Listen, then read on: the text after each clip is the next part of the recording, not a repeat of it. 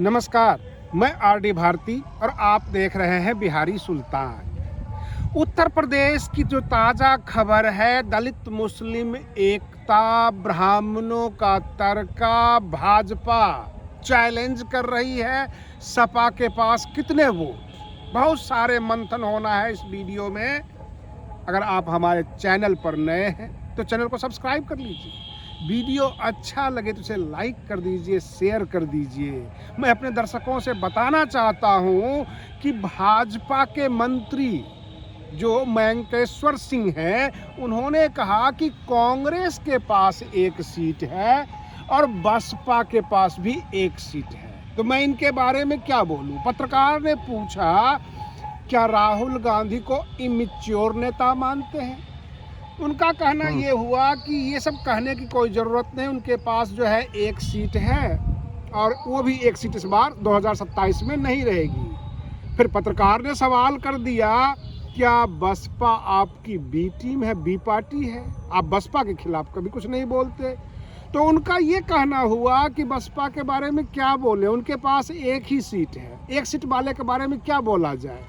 अब लड़ाई आती है भाजपा और सपा की। तो सपा के बारे में उनका ये कहना हुआ कि सपा के पास केवल मुस्लिम वोट है और मुस्लिम के अलावा उनके पास कुछ नहीं है। तो ये लड़ाई होगी 80-20 का। लेकिन बहन मायावती जी ये पूरा साबित करने में लग चुकी हैं कि लड़ाई जो है 80-20 का नहीं होगा, 15-85 का होगा। और सवाल ये उठता है कि 15-85 ही क्यों, 10 और 90 का हो जाएगा, क्योंकि ब्राह्मण समाज इस बार बसपा के साथ है। मैं आपको बता दूं, जो लेटेस्ट खबर जो आई है निकलकर, दलित मुस्लिम एकता में फिरोज आफ्ताब जो सहारनपुर से हैं, सब समाजवादी पार्टी को छोड़कर बहुजन समाज पार्टी ज्वाइन कर लेते हैं और दलित मुस्लिम एकता को मजबूत करने में एक अहम कारगर यह साबित होंगे और जो अल्पसंख्यक समुदाय का वोट इकट्ठा हो सकता है फिरोज आफ्ताब के आने के वजह से। मैं फिरोज आफ्ताब के बारे में भी आपको बता रहा हूँ। सबसे बड़ी बात यह है कि समाजवादी पार्टी का कहना यह है कि फिरोज आफ्ताब समाजवादी पार्टी में थे, आज तक उन्होंने कोई चुनाव जीता नहीं है। लेकिन जो जांच ये बताती है, जो लोगों का कहना ये है कि हम पत्रकार लोग जब जांच करते हैं कि इनका बैकग्राउंड क्या है, तो फिरोज आफ्ताब का फैमिली बैकग्राउंड पॉलिटिकल रहा है। 1944 से ही उनके परिवार में कोई न कोई विधायक जरूर रहा है।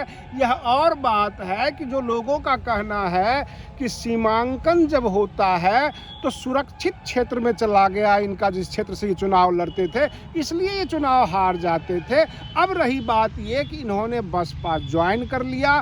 फिर समाजवादी पार्टी के नेता हंसते हुए कहते हैं कि पहले इमरान मसूद भी उनके पास गए थे, बहुत जल्दी ही चले गए थे वापस।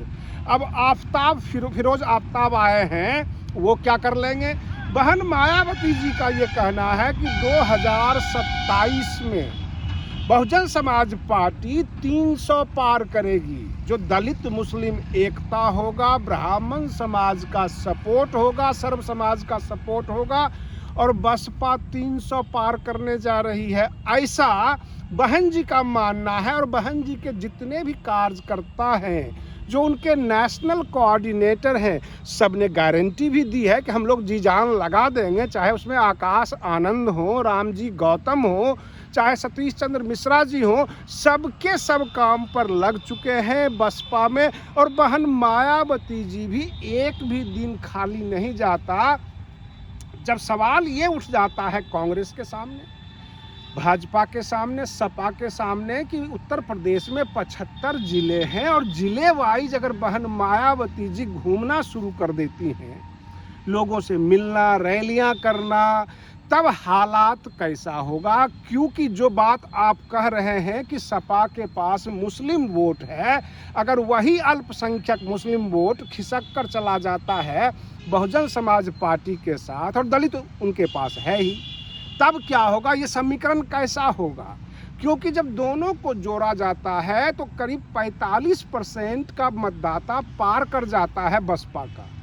और सर्व समाज अगर सपोर्ट कर दे, क्योंकि हवा बनती जा रही है और हवा जो है बसपा के पक्ष में है। बहन मायावती जी अब लोगों से दूर नहीं है, आए दिन कोई न कोई बयान आ जाता है, ट्विटर पे ट्वीट आ जाता है।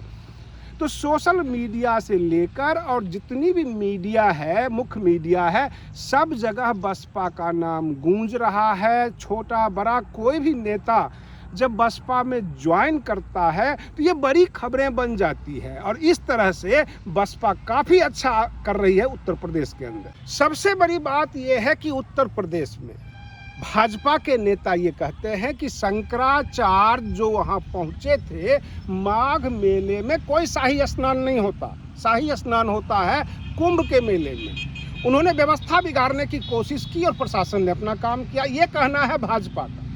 समाजवादी पार्टी ये कहती है कि भाजपा संतों का सम्मान नहीं करती, तो लगे हाथ बसपा ये कह देती है सपा कौन सी दूध की धुली हुई है, उन्होंने भी तो शंकराचार्य को पिटवाया था। अब ये बाक युद्ध शुरू हुआ है। बसपा के नेता कहते हैं कि समाजवादी पार्टी के नेता और जो भी समाजवादी पार्टी हैं उन्होंने शंकराचार्य को पिटवाया था, और समाजवादी पार्टी के नेता ये कहते हैं कि हम साष्टांग दंडवत होकर हमने माफ़ी भी मांगी। तो क्या भाजपा शंकराचार्य से माफ़ी मांगेगी?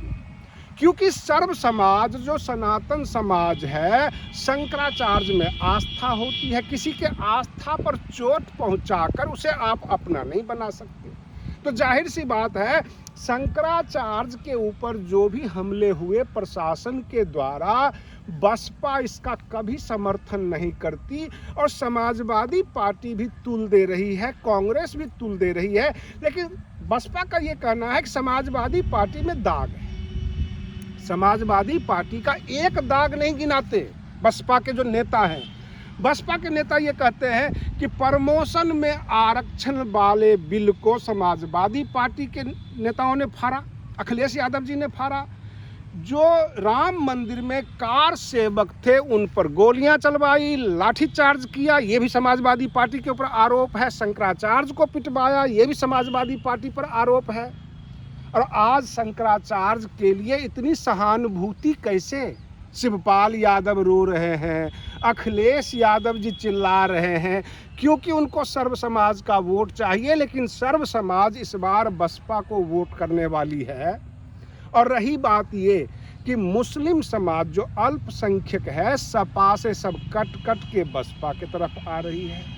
तो हमारे दर्शक ये बता सकते हैं कि आज की तारीख में समाजवादी पार्टी और बहुजन समाज पार्टी दोनों का स्थान कैसे कैसे कहाँ कहाँ है, किसको कितने वोट मिलेंगे, उत्तर प्रदेश की जनता क्या सोच रही है। भाजपा के कई जो है मतलब समस्याएं सामने आ रही है, उनकी नकारापंथी जो है लोग गिनाना अब शुरू कर दिए, चाहे छात्रों का मामला हो, चाहे संतों का मामला हो।